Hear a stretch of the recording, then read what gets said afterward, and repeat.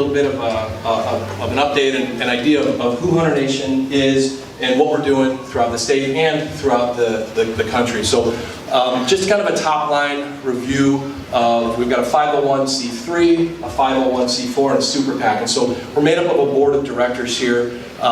Keith Mark, again, sits at the head of those boards, but some folks that you might recognize. We've got Ted Nugent, Craig Morgan, who's a country music singer. We've got Chris Kobach, who's the Kansas Attorney General.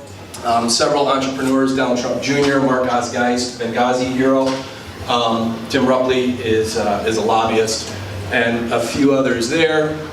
We get into the super PAC and the advisory board. Again, some folks pretty well known in the outdoor industry. Shameen Nugent, Ted's wife, Michael Waddell, Rob Keck, Cuz Strickland. So we've got a pretty strong advisory board that helps us across the board. It was brought to our attention that hunters don't vote. And that was kind of an eye-opener, because I think that it doesn't necessarily resonate, especially with people that sit in a room like this, because I know that while I'm not necessarily involved in politics or things like that, I always did get out and vote. And the people that show up to meetings like this and the people that are engaged clearly are the ones that vote. So it was a bit of an eye-opener. So again, before Hunter Nation got involved, 50% of hunters did not vote. It's a staggering number. So now I'll talk about Wisconsin specific numbers. So we want to fish where the fish are. Not all hunters share our values. And what are our values? Well, for us at Hunter Nation, it's God, family, country, and our Constitution. So we know since 2016 that we've reached over 12 million hunters throughout the entire country. Through our virtual campfires, you can see we hold those with Keith and Ted. We had an event out at Milford Hills in Wisconsin about a year and a half ago. And then also these, you might have received these text messages, these emails, through different mediums there. But again, we're constantly pushing and talking about the different agendas that we're involved in. But this is where the numbers are quite an eye-opener. When we look at those folks that we were targeting, and this is within the 5 key swing states, Arizona, Georgia, Michigan, Pennsylvania, and Wisconsin, you can look at here, we'll look at these numbers. So when we look at the number of hunters that we were going to target in the state of Wisconsin, it was a little over 521,000. And then you see to the left, you've got that no, low, mid, new, and probable. And what that does is that identifies when those people had voted. So when you look at that no, that was a licensed hunter that hadn't voted in the last 4 elections. So 16 years of not voting, and then it goes down from there. Low, once, so 25%, mid, half the time. New, that's a category, so that's a young adult that had never voted because they weren't eligible to vote based on their age. And then probable, kind of the core category there. A lot of people that are sitting here, registered voters that likely did participate in those last 4 elections. So you can see in total about a little over 2.685 million hunters that we were targeting, specifically in the state of Wisconsin. Here is about 521,000. So from there we put together some goals and some metrics of what we thought would be realistic to get these people out to vote. And again, this is specific to the 2024 presidential election. So we identified 445,000 plus just in the state of Wisconsin that fell into those categories: no, low, mid, new, and probable. From there, we saw that we were able, on that specific election, had actually over 475,000 that were able to vote, that we got out to vote in there. But what's more impressive is look at where, and this is where it goes a little bit to the right here, where we were against our target and our goal. So on that no side, 394% against our goal. So that was somebody that hadn't voted in 16 years. So we came in at 107%.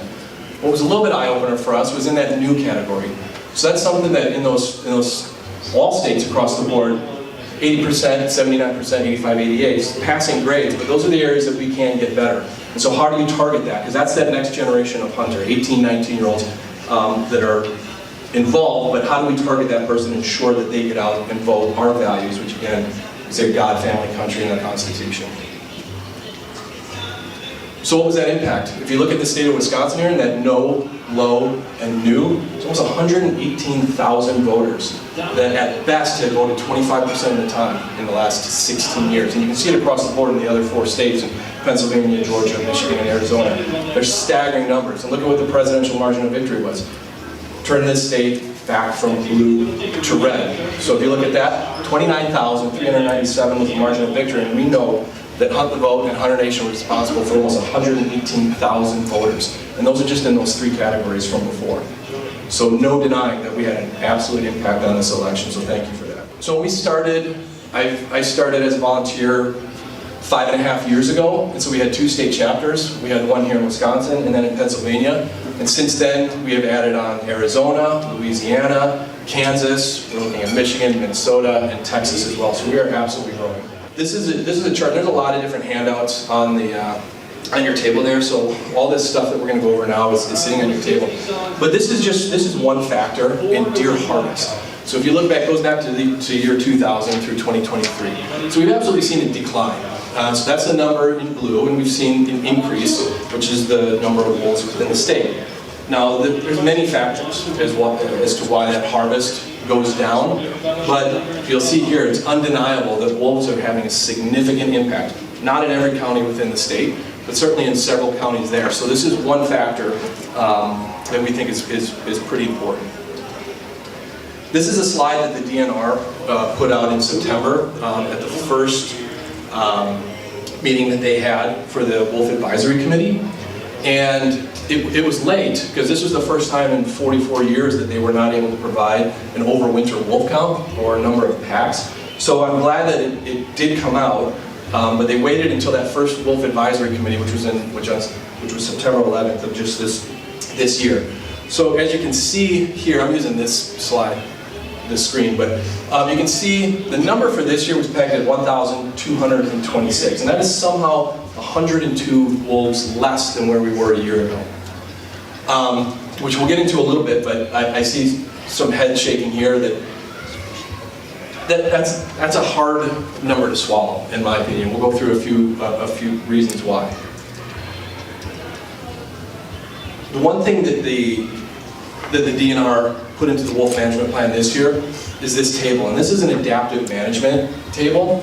So this is a new way, right? So adaptive management is not new science. It works for a lot of other animals. It can be a great management tool, but we've never used it for wolves. So our last plan was 1999. It was updated and approved in 2023.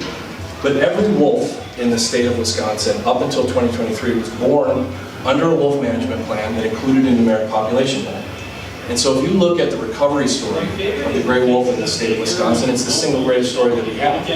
Clearly, they were at numbers that need to be delisted, and we have numbers that, in my opinion, are probably 3 times higher than what the DNR is currently saying.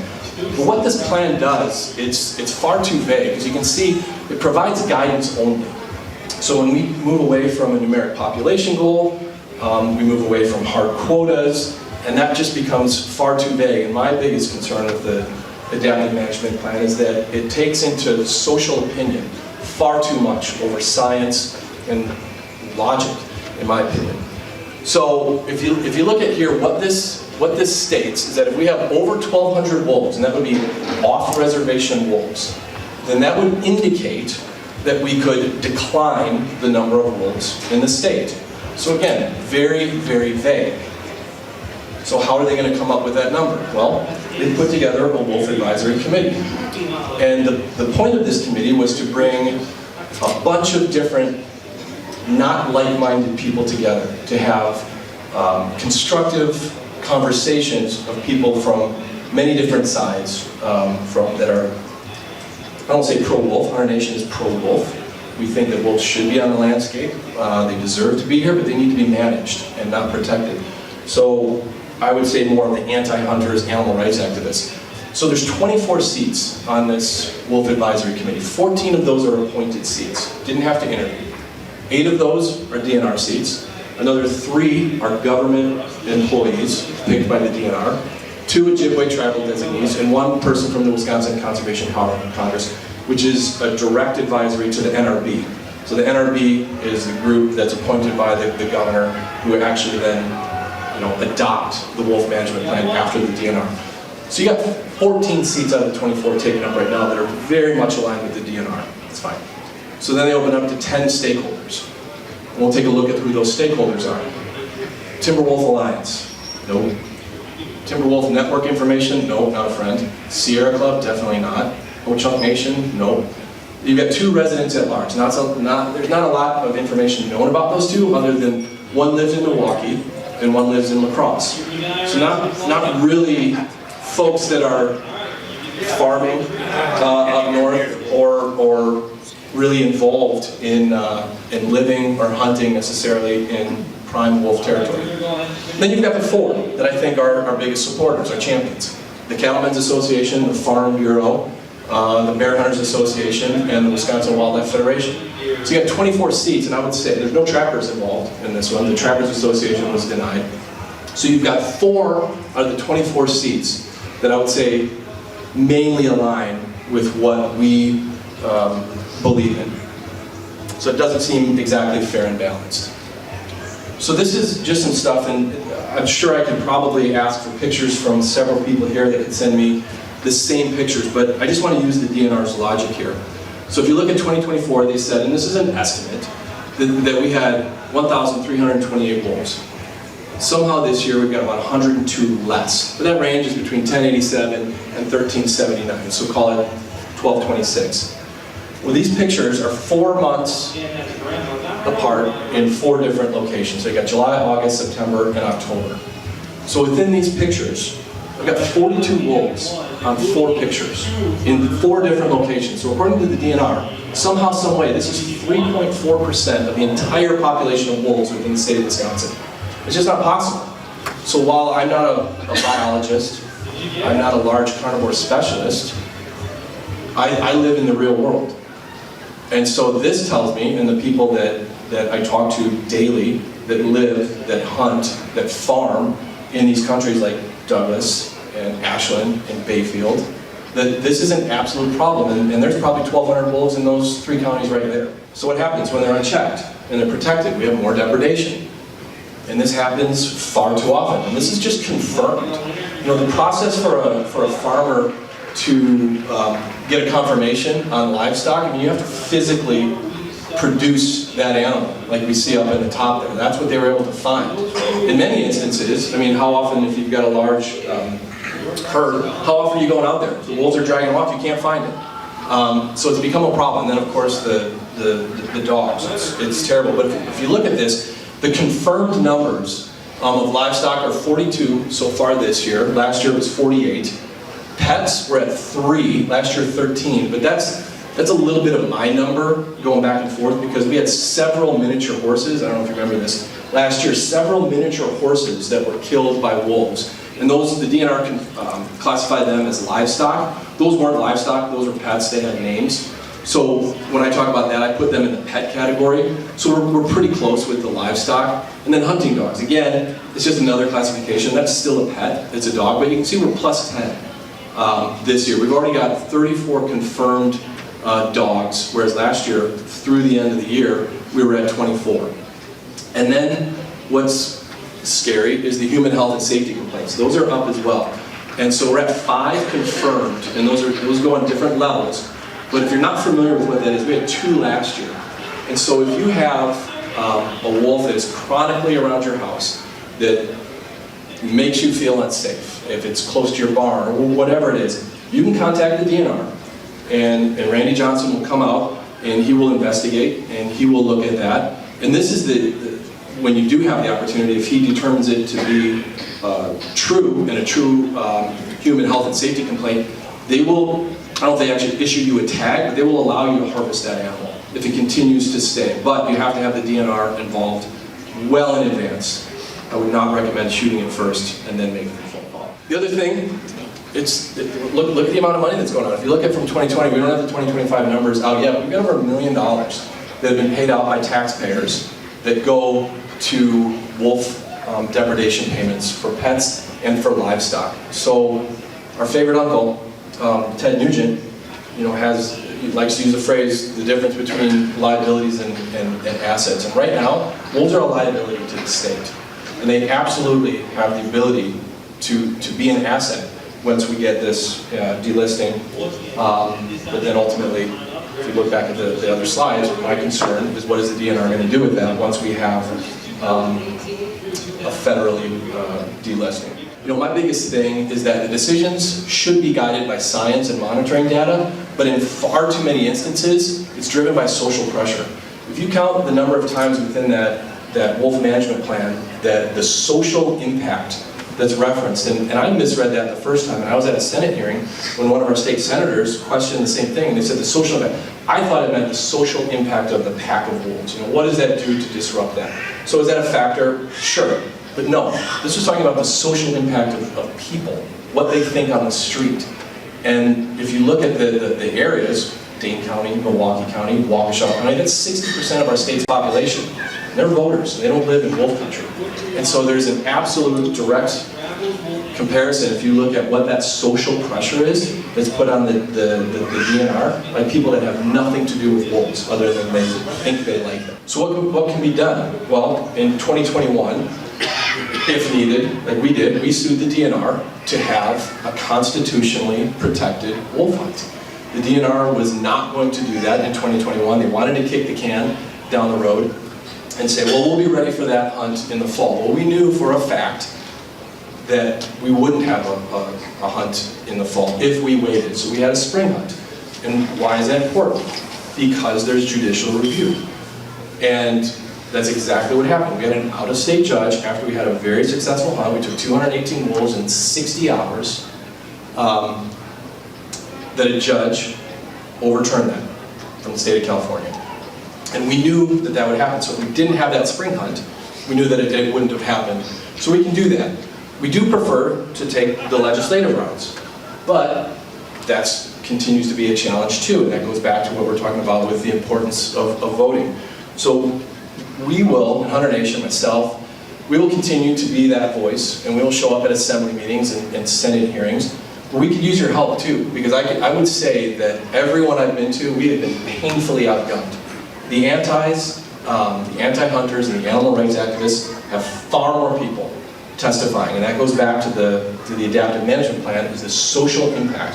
When the assemblymen and the senators hear that, and it's 10-2 in favor of a protection plan, not a management plan, we need better and stronger voices. We're going to continue to hold meetings like this. We're going to continue to send out advocacy ads through all social media channels. We're going to continue to put out pamphlets. You see a lot of this stuff that we've put out over the last 2 years that are sitting on the tables there. I encourage you to take a look and read through those. This is also on each table. You can tell a little bit about what we're doing from a national standpoint, and then also specifically here within the state.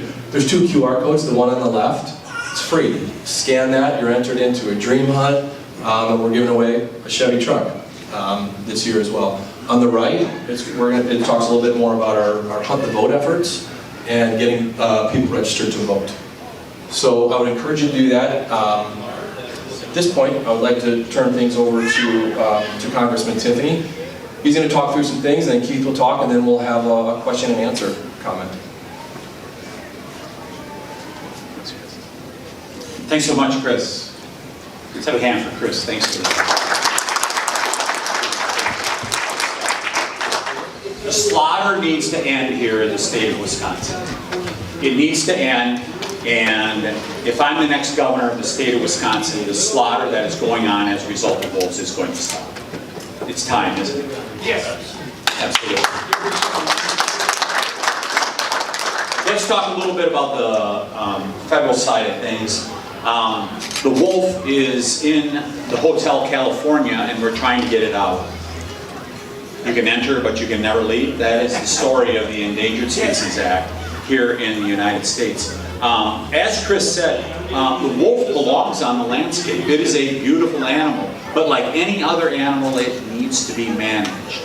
And that, of course, is not happening at this point. So I'll just give you a brief update on what's happening in Washington, D.C. In the Natural Resources Committee, I authored the bill, the Pet and Livestock Protection Act, this year, and that is to remove the wolf from the endangered species. We passed it out of the House last session. We passed it out of committee this session. I am expecting a vote here before Christmas in the full House of Representatives. And I'm counting on leadership scheduling that for a vote. We were supposed to get the vote in October, but you all know what happened. in regards to that. So, but in the next few weeks that we have leading up to Christmas, hopefully we're going to be able to get a vote in the House and get it over to the Senate, and then we'll let Senator Thune do his magic over there and hopefully be able to get it to the President's desk. If I had to give it odds, I would say it's 50-50 that we're going to be able to get that done. Now, you may say 50-50, you know, can't we do a lot better than that? I'm just telling you, these are the best odds that we've had in a long time to be able to get this done. Hopefully, we can get it across the finish line. Because the next thing that's going to happen is the state of Wisconsin with what they call a plan. That is not a wolf plan. That is not a wolf management plan that has been passed here, or what they're trying to implement.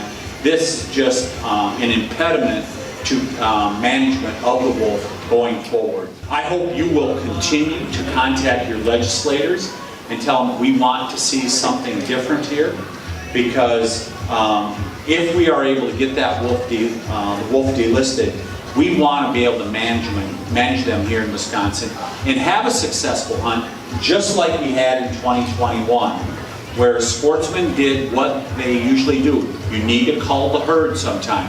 And that's exactly what they were doing, and they did it successfully.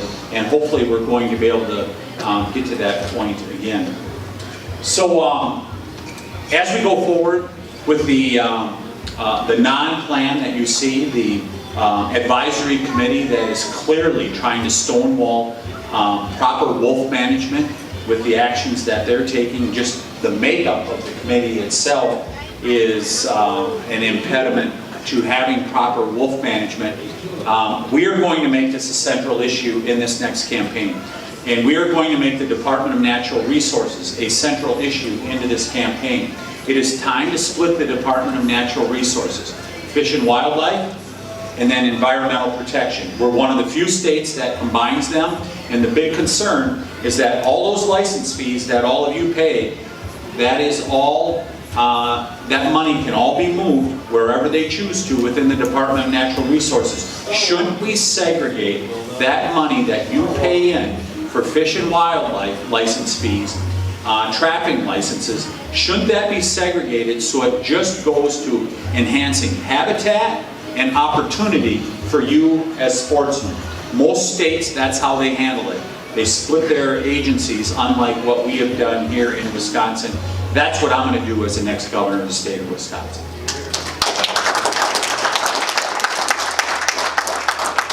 By the way, somebody had a great idea here tonight, and it's something we're going to take a look at in regards to getting accurate counts. I mean, it is really a really big problem for our Department of Natural Resources in that they have lost trust.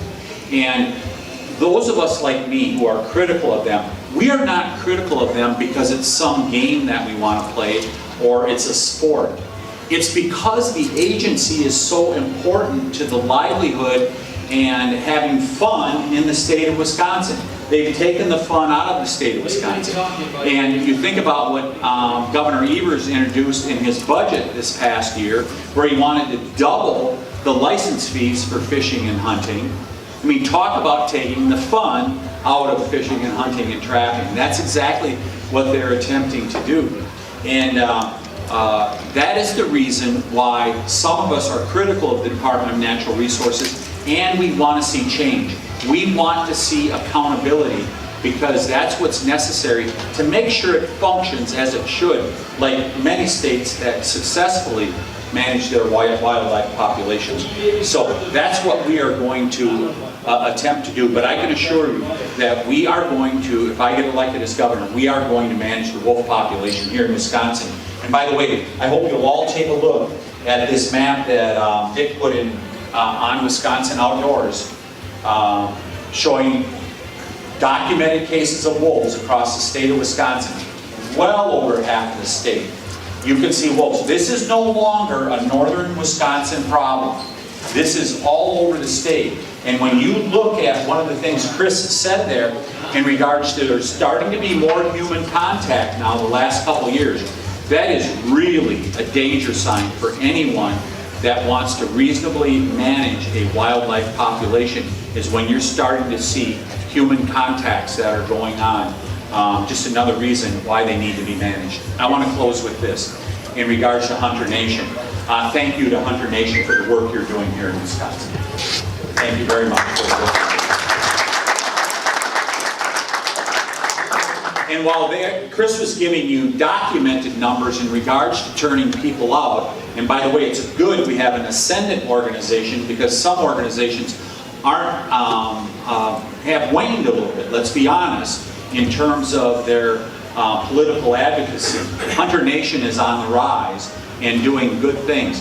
And I'll share some anecdotes with you of how you can trust the numbers that they're putting up there, that we were actually able to turn more people out in November of last year. Rural Wisconsin outvoted Madison and Milwaukee last November. In the counties up where I live and that I represent in the 7th Congressional District, it's typical to get turnout of about 85% of the county population. We saw 96% turnout in Barron County, 94% turnout in Oneida and Vilas counties.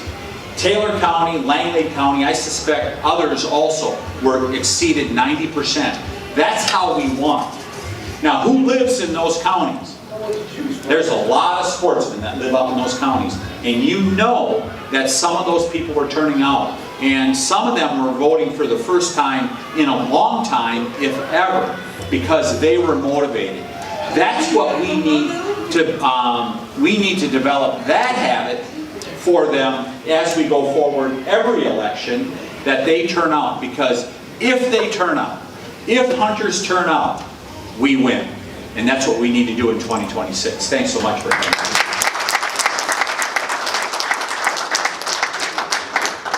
The year after the wolf hunt, deer population spiked for one season and then back on the decline. That's not a coincidence. Let's talk about something else. In 1992, when U.S. Fish and Wildlife formulated the wolf plan, how many wolves do you think they said would be perfect for Wisconsin? 300? 1,500. 80. The original plan was if there could be 100 wolves outside of Minnesota and 200 sustainable wolves would be a population that, wait for it, would trigger delisting. 200 wolves, they said, would trigger delisting in 1992. Any Packers fans in here? Okay. Imagine this. The Packers are down by 2. They're playing the Washington Redskins. I mean the Commanders. And this is to go to the Super Bowl. Okay?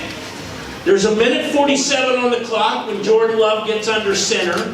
They know exactly how far they got to get so the kicker can kick the winning field goal and Green Bay goes to the Super Bowl.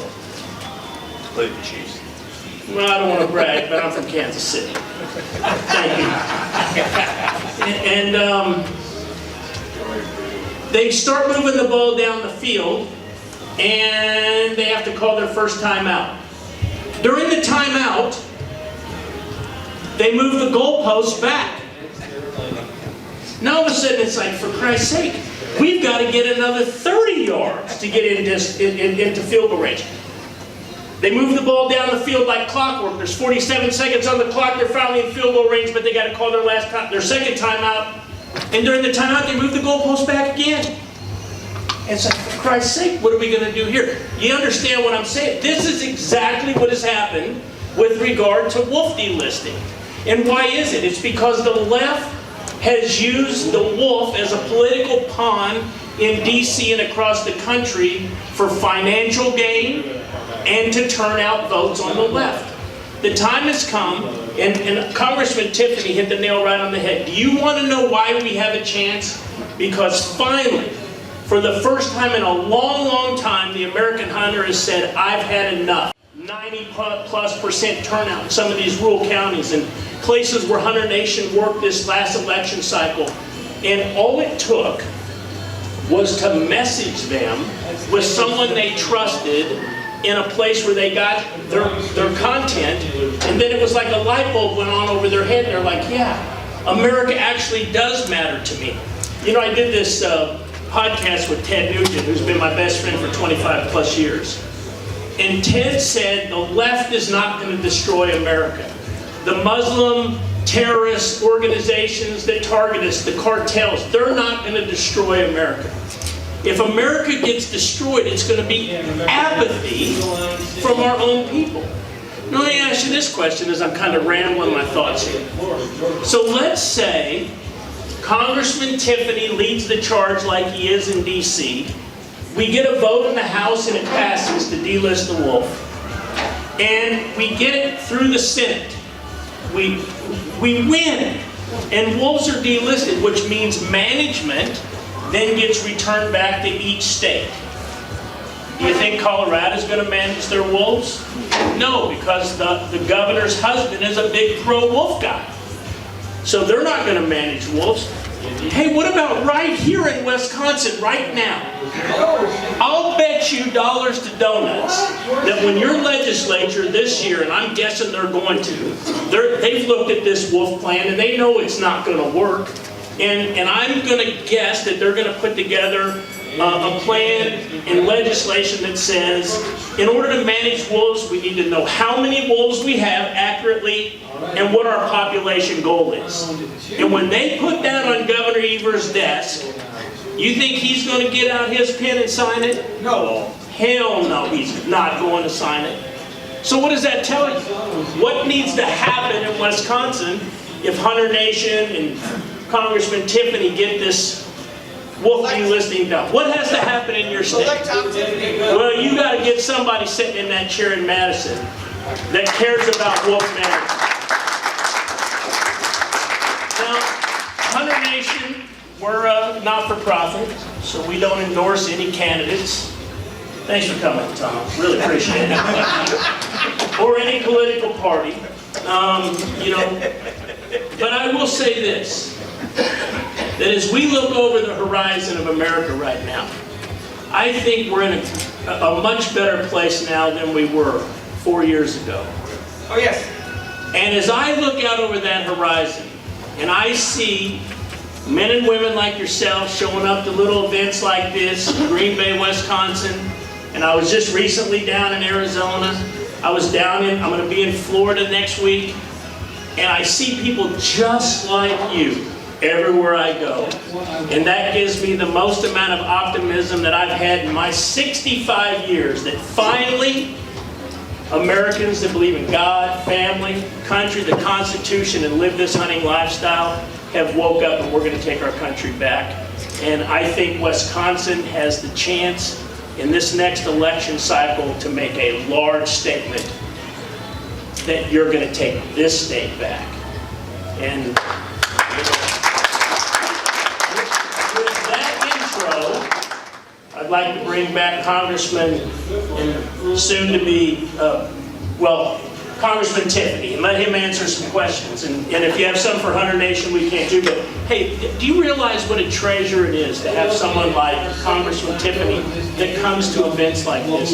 Not all politicians make themselves accessible to events like this. How do we get government out of this? How do we get California judge deciding Wisconsin, or the rest of the United States can't do it? Yeah, really good. This is a really good question. It goes to the heart of the bill. He's asking the question, how do you make it so some coastal judge, which we've seen it on the East Coast and the West Coast, that they weigh in on this, they don't know a thing about wildlife management, and then they stop something like this, right? We have a successful wolf hunt in Wisconsin in 2021. What do? They shut it down after that. In our bill, the Pet and Livestock Protection Act, it does not allow judicial review. And so, once that bill, if we can get it into law, these rogue judges can no longer come in and stop it from happening. That's what happened in Montana back in 2011. So Montana, Idaho, and the eastern parts of Washington and Oregon, they have wolf They are allowed, the states are allowed to do their wolf management, no judicial review. We want the same law right here for the rest of the country. Very good question.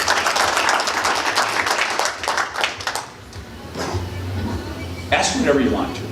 Fire away. So if the vote doesn't go our way for your bill, is there any legal reason that Trump couldn't sign an executive order slamming this home and just coming in behind you and making sure it happens? I believe that, so we want to make it statutory because that makes it stronger in the eyes of the law. And you probably understand that. But we want to make, the reason we are really focused on passing the legislation, it makes it statutory, and then the courts have no choice but to allow this to, that it will survive challenges. The next best thing is an executive order that would be a change of administrative rule where Fish and Wildlife would say, we're going to allow a wolf season. That's what happened in 2021 here in Wisconsin. There was an executive action that was taken to allow a wolf season to happen. The problem currently is that a judge can step in and then stop it. But, so I would guess if this is not successful statutorily, we'll be going to the administration and asking them to do it administratively. So Baldwin's got something that she's trying to push out called the Great Lakes, Northern Great Lakes Wolf Recovery Act. Does she have any traction, or is your bill that you propose a lot better? I'm just curious. Yeah, so first of all, ours is nationwide, and that's how it should be done. And politically, in order to get the coalition to pull together that will really support this, we really need to do it nationally. Because this is, I mean, think about Colorado. They've got a real problem now. Utah may have a problem coming. So as they plant wolves all around the country, it becomes a bigger problem for other states, and some of their elected representatives recognize that. Also, I don't know, but I would suspect her bill allows judicial review. And if the bill allows judicial review, then you don't have an effective wolf law that has been passed. Because you've allowed a huge loophole that a judge is going to drive a truck through from California. You brought up Utah. They're bringing in wolves from Canada. Isn't there federal law on that that prohibits that? I don't know, is there federal law preventing that? No, but I do know that there's a pact now that I think the Trump administration, they've said that you can no longer bring Canadian wolves back in, but it's again, executive order. So, Fish and Wildlife Service. yeah, so there's an executive order now that you can, but like so many executive orders, it can go away as soon as this administration is gone. And that's why some of this stuff we want to make statutory because it'll survive this administration. One of these, the outdoor thing where where wolves are. Right. These people in Milwaukee and Madison don't realize that they're coming their way. I think they're when already they get there, They're already there. I got a They're already there. outside of West Bend, and he's got one on camera from like 3 weeks ago. Yeah, I'm just saying they don't I've been realize tracking all this. that I take photos of them everything. wolves are The property owners, you name it. they're running out of food on the north. They're just going to keep going to where they find the food again. I got them in Dane County. Yeah. Your salt back is incorrect. I got pictures of them in salt. You know, here's a good question. The representative had a good point. And a lot of it is, I listen to a lot of these hearings that the DNR has, and all of us can attend. It's by Zoom camera, and it is important that you actually start listening to them. The last hearing I had that I listened to, there was over 20 people that spoke in favor of their pets, wolves. They love the wolves. And only 2 guys spoke against them, and I was one of them. And all I said was, apply the 3 S's, and let it go at that. Yes. Some people caught it, some didn't. But honestly, people, you gotta get involved. Yeah, so you're correct. People should get involved. But understand why why a lot of people don't get involved. Because they're not being listened to. You see the data up there, and they're not being listened to, and they throw their hands up and they just go, It doesn't matter. I can say whatever I want to. I can participate however I want to. I will guarantee you, you elect me as governor, and we will change that. Guaranteed. So Tom, I'm just going to make one comment. I live in central Wisconsin, and I'm always on the road forge, and I've never seen more wolves come up on the water out there, and I had 9 wolves come down when we were fishing, and they came down to drink right on the road forge on the west side. So that's, I mean, you see them, they're all over. Makes you think there's a hell of a lot more than what you're saying. If I see 9 come up to the water, How many's there really else? yeah. How many's there really else? So I think your point was that you just seen a lot of wolf. And where was that again? That was the forge on the west side, and we talked about. Of the Willow? Yeah. Oh yeah, we got, they're thick as flies out there. Well, hey, we're gonna wrap it up here. I want to thank all of you for joining us. By the way, anybody, go ahead, Pat. Tom, I'd like to say one thing. We're gonna have another rally up in Ashland, Wisconsin, March 7th or the 14th of March. I go 5 hours to get down here to Green Bay. I hope to see some of you guys up there in Ashland, Wisconsin, at the American Inn. We had one there last spring, and to get the boat out, and it worked really well.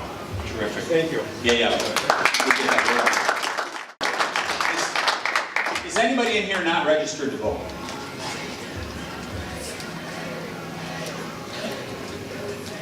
Good.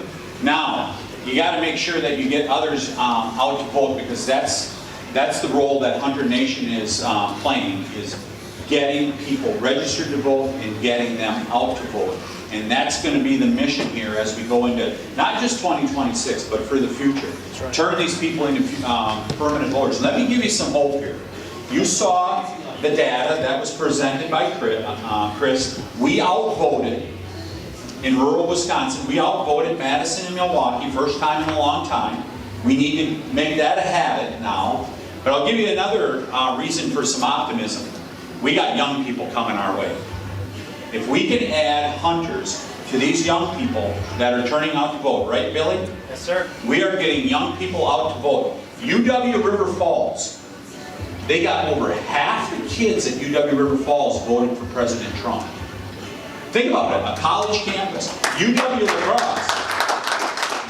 Lacrosse almost hit 50%. Almost hit 50%. These young people, 18 to 24 years of age, the light has come on for them.